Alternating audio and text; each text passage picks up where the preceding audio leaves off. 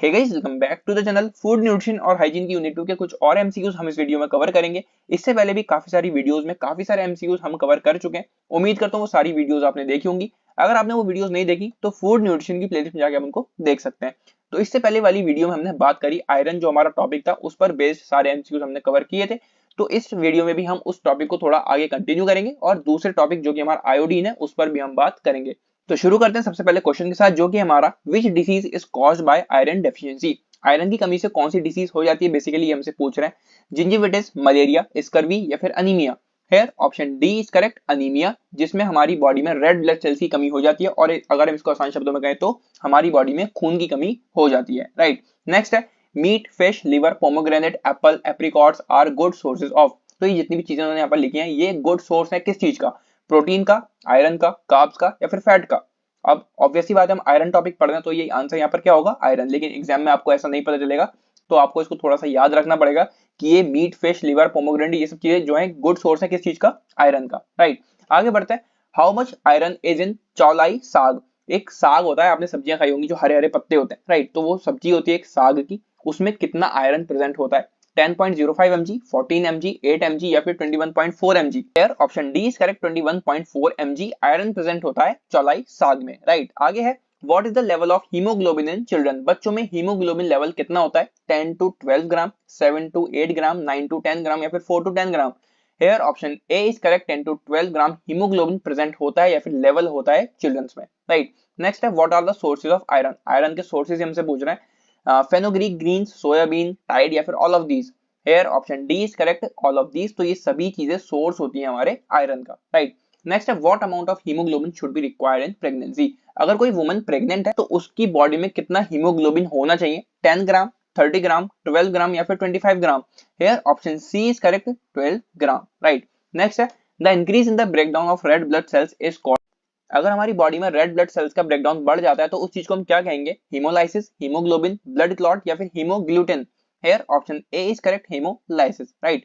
आगे बढ़ते हैं। The life span of red blood cells is. जो हमारी रेड ब्लड सेल्स होती है उसकी लाइफ स्पैन कितनी होती है, वही हमसे पूछ रहे हैं। तो पहले तो ये जानो कि जो ये रेड ब्लड सेल्स होती है फॉर्म कहां पर होती है? ये फॉर्म होती है बोन मैरो के अंदर। बोन मैरो में जब हमारा ब्लड फॉर्म होता है वो हमारी बॉडी में आता है। राइट। पूरी बॉडी में फैलता है। तो उस ब्लड का लाइफ स्पैन कितना रहता है वो हमसे पूछ रहे हैं। 90 डेज, 120 डेज, 150 डेज या फिर 100 days. Here option B is correct, 120 days. अगर आपसे 115 टू 120 भी लिखा जाए ऑप्शन में तो वो भी करेक्ट होगा। 115 से लेकर 120 डेज तक रेड ब्लड सेल्स की लाइफ स्पैन रहती है। राइट। नेक्स्ट है dash is formed in bone marrow. इनमें से कौन सी चीज बोन मैरो में फॉर्म होती है या फिर बनती है बोन मैरो के अंदर? Red blood sales, platelets, white blood cells या फिर all of these. Here option D is correct, all of these. ये सभी चीजें फॉर्म होती है बोन मैरो के अंदर। बोन मैरोन नहीं है, बोन मैरो है, तो इसमें कंफ्यूज मत होना। राइट। आगे बढ़ते। There are two types of anaemia, what are they. दो तरह के अनीमिया होते हैं। अनीमिया मैंने आपको पहले बताया कि हमारी बॉडी में खून की कमी हो जाती है। राइट। अभी वो दो तरीके के होते हैं। कौन कौन से? Orthochromic microcytic, hypochromic microcytic, both A and B या फिर none of these. Here option C is correct, both A and B. तो ये दोनों टाइप ये वाले हैं। राइट। एक तो हमारा ए और एक हमारा बी। राइट। तो अनीमिया के दो टाइप हो गए।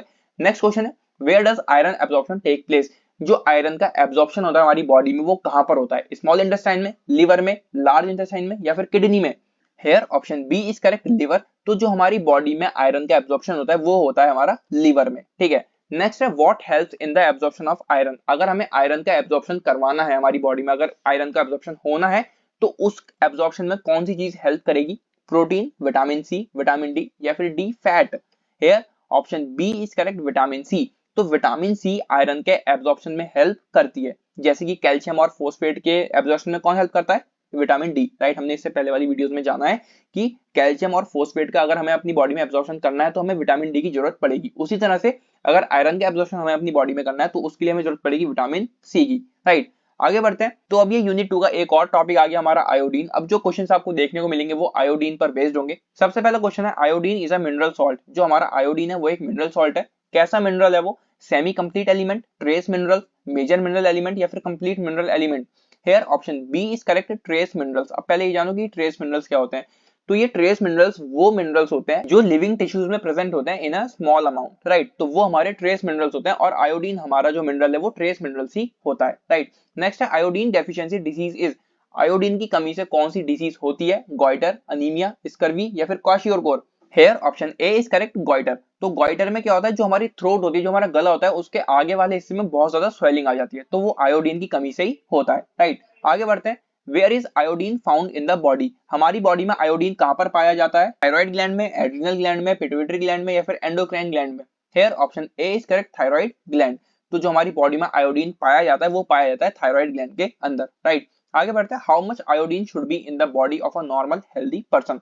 तो अगर हम एक हेल्दी पर्सन की बात करें, नॉर्मल हेल्दी पर्सन की बात करें, तो उसकी बॉडी में कितना आयोडीन पाया जाता है या फिर होता है, 20 to 40 mg, 20 to 25 mg, 10 mg या फिर 30 mg। Here option B is correct, 20 to 25 mg, right. Next है, by whom was the thyroid gland first discovered. Thyroid gland है वो सबसे पहले किसने डिस्कवर किया था, मर्लर ने, फंक ने, कैंडल ने, या फिर जियोफेरी वेबस्टरसन ने। Here option D is correct, Geoffrey Websterson. इन्होंने थायराइड ग्लैंड की सबसे पहले डिस्कवरी करी थी, और कब करी थी वो भी जान लो, क्वेश्चन आ सकता है 1664 में, राइट। तो थायराइड ग्लैंड की सबसे पहले डिस्कवरी करी थी जियोफेरी वेबस्टरसन इन 1664, राइट। आगे बढ़ते हैं, what kind of hormone is thyroxine. तो ये हमसे पूछ रहा है कि जो थायरोक्सिन हार्मोन है किस तरह का हार्मोन है, endocrine hormone, exocrine hormone, adrenal hormone, या फिर none of there. Here option A is correct, endocrine hormone. तो एंडोक्राइन हार्मोन हमारे वो हार्मोन्स होते हैं जो डायरेक्टली रिलीज हो जाते हैं ब्लड के अंदर, राइट। नेक्स्ट है, in whom is goitre disease mainly seen. तो किस में जो गॉइटर डिजीज होती है, हमने जाना कि थ्रोट में स्वेलिंग आ जाती है, वो किस में ज्यादा देखी जाती है, एडल्ट्स में, इन ओल्ड एज में, चिल्ड्रन, या फिर female. Hair option D is correct, female. तो जो गॉइटर वाली डिसीज होती है वो फीमेल्स में ज्यादा पाई जाती है या फिर देखी जाती है, राइट। आगे बढ़ते हैं, which disease is seen in adults. तो एडल्ट्स में कौन सी डिसीज देखी जाती है, मिक्सेडेमा, ऑस्टियोपोरोसिस, ऑस्टियोमलेशिया, या फिर none of these. Here option A is correct, myxoedema, जिसमें मल्टीपल ऑर्गन्स एबनॉर्मलिटीज होती है, जैसे हमारे फेस पर काफी सारे ऑर्गन्स हैं, हमारे ईयर्स हैं, नोज है, टंग है, स्किन है, राइट। तो इन सब चीजों में एक साथ हमारी एबनॉर्मलिटीज हो सकती है, राइट। तो वो मिक्स एडेमा कहलाती है और एडल्ट्स में ये डिसीज देखी जाती है, राइट। नेक्स्ट है, iodine deficiency in children causes disease. तो अगर छोटे बच्चों में आयोडीन की कमी हो जाती है तो उस डेफिशिएंसी से बच्चों में कौन सी डिसीज हो सकती है, ऑस्टियोपोरोसिस, क्रेटिनिज्म, मिक्सेडेमा, या फिर goitre. Here option B is correct, cretinism. Cretinism में क्या होता है, जो मेंटल और फिजिकल डेवलपमेंट होता है बच्चों का वो काफी ज्यादा एबनॉर्मल हो जाता है। तो आयोडीन की डेफिशिएंसी से जो बच्चों में डिसीज होगी वो होगी क्रेटिनिज्म। आगे बढ़ते हैं, home does goitre disease affect. जो गॉइटर डिसीज होती है वो अफेक्ट करती है किस चीज को, हैंड को, फीट को, नेक को, या फिर फिंगर को।